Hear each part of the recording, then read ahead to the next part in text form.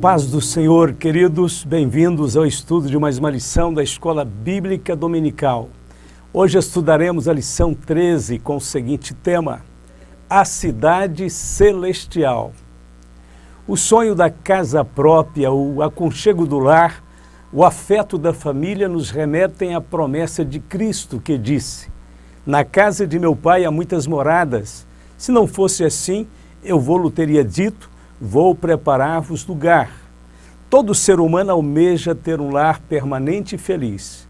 Nesta lição estudaremos sobre a cidade celestial, a morada eterna, prometida aos que creem no Senhor Jesus. Desde a infância ouvimos falar desse lugar glorioso, e ele realmente existe. Abraão, Isaac, Jacó, José e outros milhares de santos do passado contemplaram a cidade celestial de longe, conforme lemos. Todos estes morreram na fé sem terem recebido as promessas, mas vendo-as de longe, crendo nelas, abraçando-as, confessaram que eram estrangeiros e peregrinos na terra. O apóstolo João contemplou a cidade celestial de perto, por ocasião de sua visão do Apocalipse. E eu, João, vi a santa cidade, a nova Jerusalém, que de Deus descia do céu, adereçada como uma esposa ataviada para o seu marido. Brevemente, todos nós avistaremos os portões de pérolas brancas e entraremos na cidade pelas portas. Naquele dia saberemos que não nos contaram nem a metade sobre a sua glória. O brilho refulgente de sua perfeição fará com que todos os palácios que conhecemos por aqui pareçam simples choupanas do interior. Até que este dia se cumpra, devemos nos considerar peregrinos e forasteiros neste mundo. Porque os que isso dizem claramente mostram que buscam uma pátria. E se na verdade se lembrassem daquela de onde haviam saído, teriam oportunidade de tornar. Mas agora desejam uma melhor, isto é, a celestial, pelo que também Deus não se envergonha deles de se chamar seu Deus, porque já lhes preparou uma cidade. Este é o assunto desta lição. Vamos adiante. Ponto de número 1. O paraíso eterno. O que é o paraíso? E plantou o Senhor Deus um jardim no Éden da banda do Oriente, pôs ali o homem que tinha formado. A palavra paraíso nos faz lembrar o lugar onde os nossos primeiros pais viviam no princípio em perfeita felicidade com Deus. Hoje este lugar está no céu. Paulo emprega o termo paraíso como sinônimo do terceiro céu, o lugar metafísico e espiritual onde Deus habita. Conheço um homem em Cristo que há 14 anos, se no corpo não sei, se fora do corpo não sei, Deus o sabe, foi arrebatado até o terceiro céu. E sei que o tal homem, se no corpo, se fora do corpo não sei, Deus o sabe, foi arrebatado ao paraíso e ouviu palavras inefáveis de que ao homem não é lícito falar. Jesus disse ao ladrão arrependido: em verdade te digo que hoje estarás comigo no paraíso. Sabemos que após a sua morte, Jesus compareceu à presença de Deus no santuário celestial, que está no céu. Porque Cristo não entrou no santuário feito por mãos, figura do verdadeiro, porém no mesmo céu, para agora comparecer por nós perante a face de Deus. O que é a cidade eterna? E vi um novo céu e uma nova terra, porque já o primeiro céu e a primeira terra passaram, e o mar já não existe. A história da redenção, que começou no jardim do Éden, está chegando ao fim. O pecado já foi julgado, Satanás e seus seguidores já foram lançados no lago de fogo e enxofre. Então Deus agora estabelecerá um novo céu e uma nova terra, uma nova cidade, a nova Jerusalém. O primeiro céu e a primeira terra que hoje existem fazem parte da criação que ficou envelhecida por causa do pecado. João está se referindo não ao céu de Deus, da habitação de Deus, mas ao espaço astronômico, porque o céu como habitação de Deus não precisa de ser purificado, nunca foi afetado pelo pecado. A seguir, o apóstolo João contemplou um novo céu e uma nova terra. Do grego kainos, a expressão novo traz a ideia de algo que nunca foi visto ou usado. A nossa criação será surpreendentemente cheia de glória e resplendor. Porque eis que cria os seus céus novos e nova terra, e não haverá lembrança das coisas passadas, nem mais se recordarão. O céu e a terra que conhecemos desaparecerão, conforme predisse Jesus.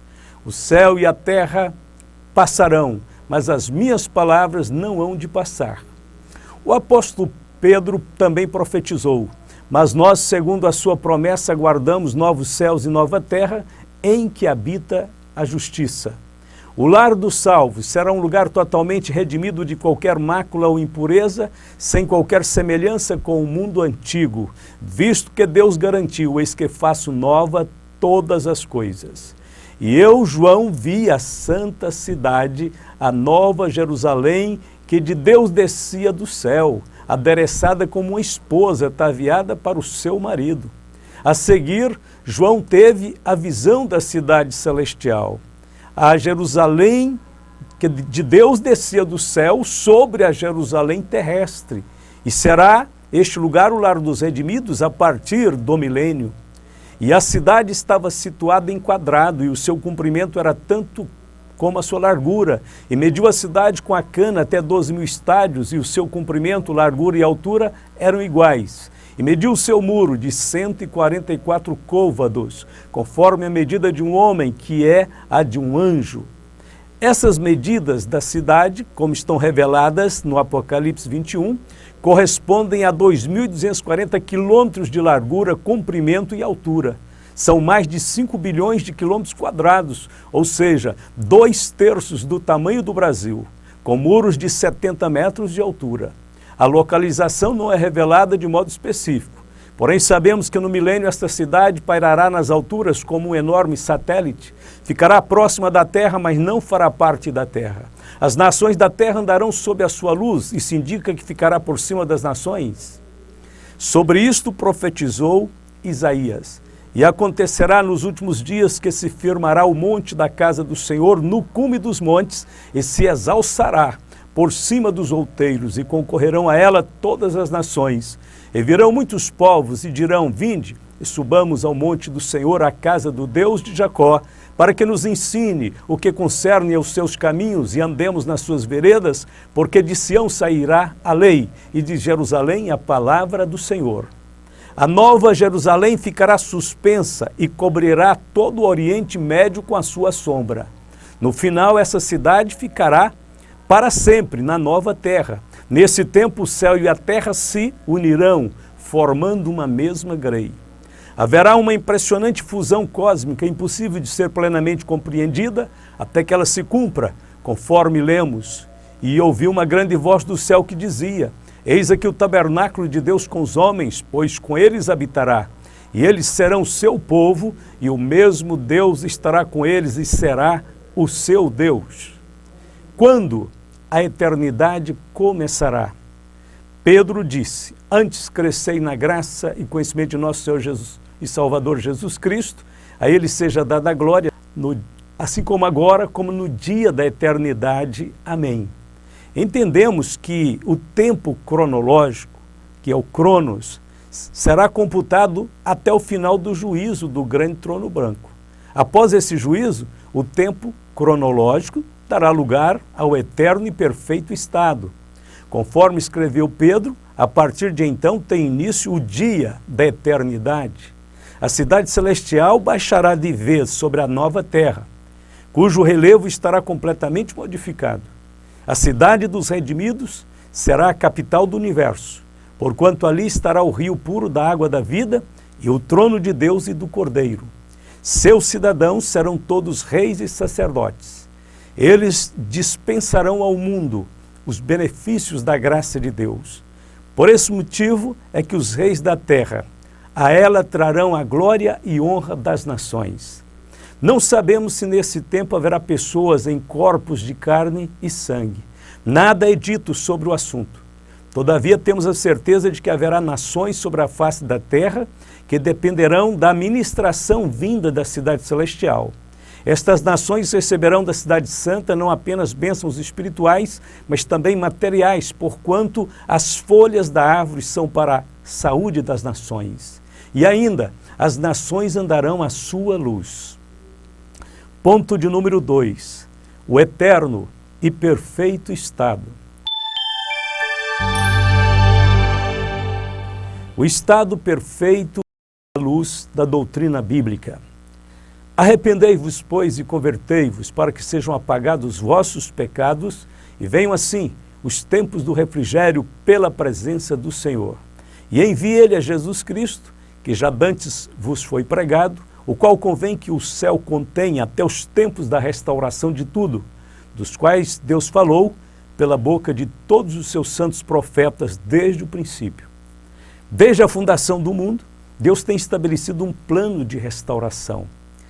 Toda a ação divina, no decorrer da história, tem sido no sentido de preencher as necessidades redentoras, trazendo perdão, reconciliação e restauração, a fim de que se possa chegar a este sonhado, planejado e anunciado, eterno e perfeito estado.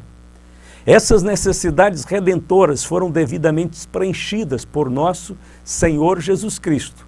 Vamos enumerar algumas delas. Primeiro, Jesus Cristo preencheu a necessidade do sangue redentor, e que havendo por ele feito a paz pelo sangue da sua cruz, por meio dele reconciliasse consigo mesmo todas as coisas, tanto as que estão na terra como as que estão nos céus. Segundo, Jesus Cristo preencheu a necessidade de um centro agregador, descobrindo-nos o mistério da sua vontade segundo o seu beneplácito, que propusera em si mesmo, de tornar congregar em Cristo todas as coisas, na dispensação da plenitude dos tempos, tanto as que estão nos céus como as que estão na terra. Terceiro, Jesus Cristo preencheu a necessidade de um mediador supremo. E quando todas as coisas lhe estiverem sujeitas, então também o mesmo Filho se sujeitará àquele que todas as coisas lhe sujeitou, para que Deus seja tudo em todos. Quarto, Jesus Cristo preencheu a necessidade de formar um corpo místico. E sujeitou todas as coisas a seus pés, e sobre todas as coisas o constituiu como cabeça da igreja, que é o seu corpo, a plenitude daquele que cumpre tudo em todos. Quinto, Jesus Cristo satisfez a necessidade de ser um modelo que preenche tudo em todos. Somente nele somos perfeitos, como lemos, onde não há grego nem judeu, circuncisão nem incircuncisão, bárbaro, cita, servo ou livre, mas Cristo é tudo em todos. O estado perfeito à luz de Apocalipse. O livro do Apocalipse usa uma rica linguagem simbólica para nos dar um vislumbre do estado perfeito eterno. Por exemplo, o simbolismo do rio. Há um rio cujas correntes alegram a cidade de Deus, o santuário das moradas do Altíssimo. Profeticamente, o rio de Deus tem a sua origem em Jesus Cristo. Jesus respondeu e disse-lhe: qualquer que beber desta água tornará a ter sede, mas aquele que beber da água que eu lhe der nunca terá sede, porque a água que eu lhe der se fará nele uma fonte de água a jorrar para a vida eterna. Metaforicamente, o rio de Deus é o próprio Espírito Santo. Porque derramarei água sobre o sedento, rios sobre a terra seca. Derramarei o meu Espírito sobre a tua posteridade e a minha bênção sobre os teus descendentes. Quem crê em mim, como diz a Escritura, rios de água viva correrão do seu ventre. E isso disse ele do Espírito que haviam de receber os que nele crescem, porque o Espírito Santo ainda não fora dado, por ainda Jesus não ter sido glorificado. Portanto, o simbolismo do rio é muito profundo. Mas vamos ver também o simbolismo da árvore. No meio da sua praça e de uma e da outra banda do rio estava a árvore da vida, que produz 12 frutos, dando seu fruto de mês em mês. E as folhas da árvore são para a saúde das nações. No caso aqui, a árvore da vida, regada pelo rio puro da água da vida, tanto pode simbolizar a vida eterna, quanto os resultados da vida eterna na vida humana. O Salmo 1 compara o homem que teme a Deus à árvore plantada junto a ribeiros de águas. A primeira ordem que o homem recebeu do Senhor foi: frutificai. O Senhor Jesus disse: eu vos escolhi para que vades e deis frutos. Para dar frutos, temos que ter raízes. Está escrito, Isaías 37, 31, porque o que escapou da casa de Judá e ficou de resto, tornará a lançar raízes para baixo e dará fruto para cima. Raízes para baixo, fala da vida com Deus. Frutos para cima, fala do testemunho. O fruto do Espírito é, acima de tudo, o caráter de Cristo em nós. E a vida eterna sem males. Ali nunca mais haverá maldição contra alguém, e nela estará o trono de Deus e do Cordeiro, e seus servos o servirão. O pecado e suas nefastas consequências não mais existirá nesse tempo. Foi o pecado que trouxe toda sorte de maldição e sofrimento à vida humana. Para assegurar este estado de santidade perfeita na eternidade, o Senhor estabeleceu: bem-aventurado aqueles que lavam as suas vestiduras no sangue do Cordeiro, para que tenham direito à árvore da vida e possam entrar na cidade pelas portas. A vida eterna na presença de Deus. E verão o seu rosto, e na sua testa estará o seu nome. Durante toda a nossa caminhada cristã, somos desafiados a não tirar os olhos do Senhor. O Senhor disse no passado: olhai para mim e sereis salvos, vós todos os termos da terra, porque eu sou Deus e não há outro.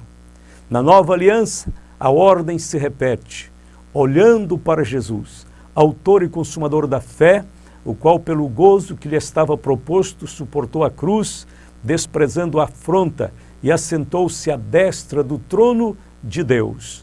Não obstante todos os nossos esforços, nem sempre conseguimos ter a visão adequada do Senhor. Muitas vezes a nossa visão é embaçada e distorcida e temos que ser guiados pelo Espírito Santo para não errar o caminho. Porém, naquele dia, a nossa visão será perfeita. E que gloriosa visão teremos do Senhor. Paulo escreveu: porque agora vemos por espelho, em enigma, mas então veremos face a face. Agora conheço em parte, mas então conhecerei como também sou conhecido. Estaremos livres de toda imperfeição, quer seja moral, física ou espiritual. Haverá uma perfeita identificação entre Deus e os seus remidos. A visão mais surpreendente que teremos no céu acontecerá no momento em que contemplarmos a face de nosso Senhor Jesus Cristo. Aleluia! Ponto de número 3. O estado final de todos os santos. O livro do Apocalipse faz suas últimas referências sobre os salvos com as seguintes palavras: e ali não haverá mais noite, e não necessitarão de lâmpada nem de luz do sol, porque o Senhor Deus os alumia, e reinarão para todo sempre. Porém isto não é o fim, mas simplesmente o começo das eras eternas. Conforme Efésios 2,7, haverá uma sucessão de séculos vindouros, sobre os quais nada nos é revelado no presente. Certamente, à medida que essas eras bíblicas forem passando, conheceremos mais e mais as abundantes riquezas da sua graça e também as riquezas incompreensíveis de Cristo. Nessas eras futuras, nós cantaremos o hino de adoração inspirado por Paulo. Ó profundidade das riquezas, tanto da sabedoria como da ciência de Deus, quão insondáveis são os seus juízos e quão inescrutáveis os seus caminhos, porque quem compreendeu o intento do Senhor, ou quem foi seu conselheiro, ou quem lhe deu primeiro a ele para que lhe seja recompensado? Porque dele, por ele e para ele são todas as coisas. Glória, pois, a ele eternamente. Amém. O que todo crente salvo deve esperar? Mas a nossa cidade está nos céus, donde também esperamos o Salvador, o Senhor Jesus Cristo, que transformará o nosso corpo abatido para ser conforme o seu corpo glorioso, segundo o seu eficaz poder de sujeitar também a si todas as coisas.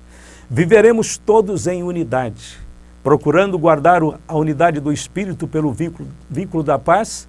Há um só corpo, um só Espírito, como também fostes chamados em uma só esperança da vossa vocação. Quem gosta de fofoca, contenda, confusão, deve desistir da ideia de ir para o céu. A Bíblia diz que lá não entrará tais coisas. Se de cada 1000 pessoas, pelo menos uma pudesse entrar no céu levando essas coisas, a ira, a mentira, o egoísmo, o céu deixaria de ser o céu. Mas a Bíblia diz que lá não entrará nada que contamine. Portanto, é melhor andar em novidade de vida, despojando das obras da carne e revestindo-se do novo homem, que, segundo Deus, é criado em verdadeira justiça e santidade. Finalmente em casa. Aguardamos este dia, quando enfim exclamaremos: finalmente em casa. Glória a Deus. Algum tempo atrás, eu tinha um amigo, ainda tenho ele como amigo, só que estamos agora distantes, e ele pastoreando na cidade de Goiânia, eu pastoreando aqui próximo de Goiânia, mas no interior. Estávamos sempre conversando, nos encontrando para ter comunhão, e um dia, chegando ali na sua residência, na sua casa, começamos a conversar, e ele abriu o seu coração para mim e disse: Elcio, vinha pensando há muitos dias em entregar a igreja, deixar de pastorear, só cooperar na igreja, um pouco desanimado, um pouco abatido, triste. E ele disse que naquele estado de tristeza, de um pouco abatimento, foi para sua casa numa tarde, depois do culto da tarde que ele celebrava, chegou em casa, tomou seu banho, logo veio sono, ele deitou e dormiu.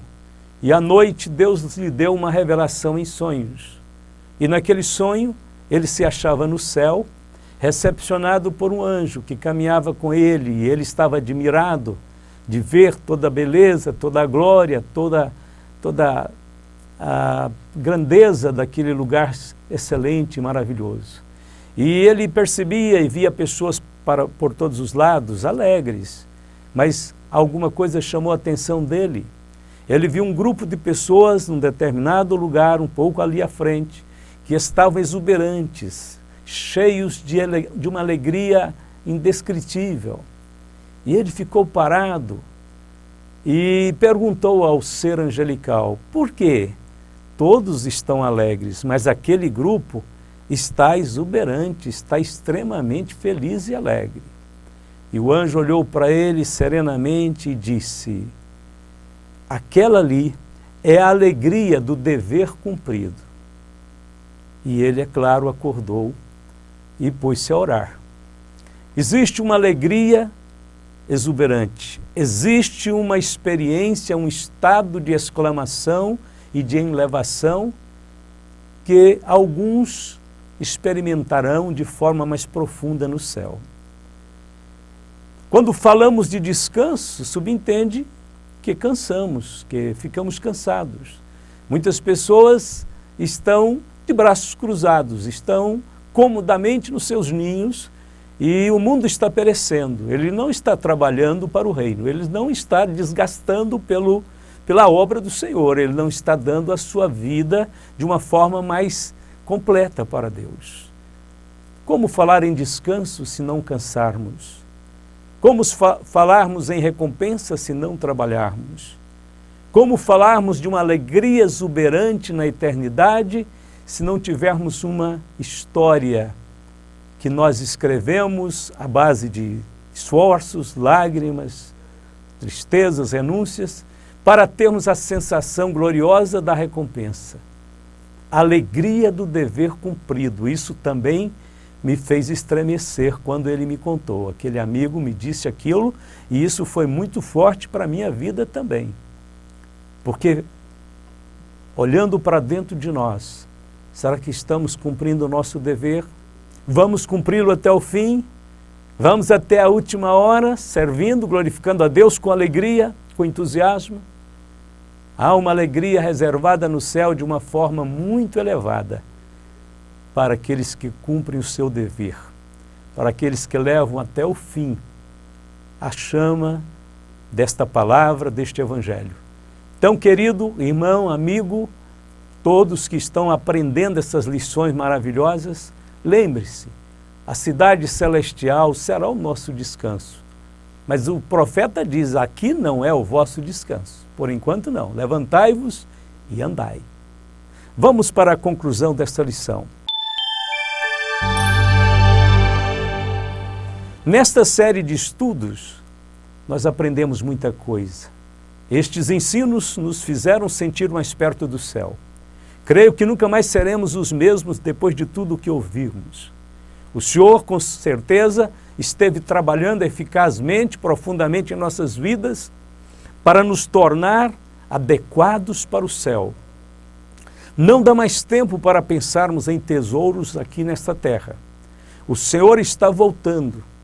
A vinda do Senhor Jesus Cristo é iminente. Está na hora de fazermos o máximo que nós pudermos. É como se estivéssemos numa grande corrida e agora estamos já avistando a chegada. Nós temos que dar tudo de nós, o máximo de nós para o reino do Senhor. Jesus espera que nós cumpramos esta tarefa da última hora, com empenho, com dedicação, com muito amor. Eu peço ao Senhor que nos unja, que nos toque, que nos revista do poder do alto, porque é o Espírito Santo em nossas vidas quem nos capacitará para cumprir o dever, para fazer prevalecer o nome de Jesus nessa terra tão fracassada, tão degenerada.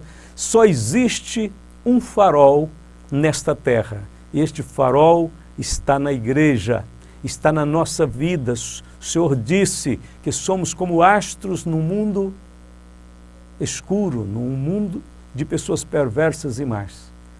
Queridos irmãos, louvamos a Deus por esta série linda de estudos da Palavra de Deus e, acima de tudo, louvamos a Deus porque Ele está cuidando de nós, cuidando da sua igreja, cuidando dos seus pregadores, dos seus professores, dos seus diáconos, seus presbíteros, seus pastores, missionários. Louvamos a Deus porque a bondade de Deus está sobre nós. E terminamos dizendo: Senhor, fica conosco, porque já é tarde. O dia se declina, a noite está chegando. Maranata, ora vem, Senhor Jesus. Amém.